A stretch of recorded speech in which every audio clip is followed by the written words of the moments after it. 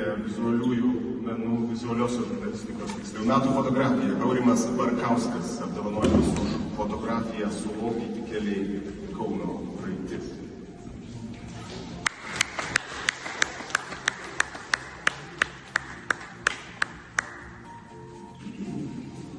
Aurimai, daug visko turim, nuotraukos neturim, bet gal galėtumėt nupiešti mums žodžiais apie ką jis. Sveiki visi, mano vardas Aurimas, esu Kauno dienos fotografas.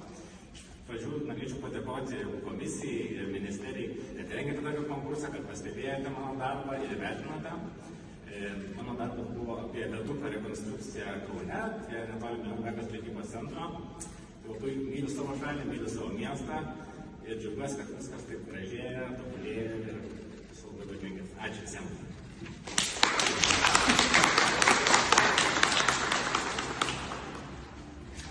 Paskatinamoji nominacija yra Violetai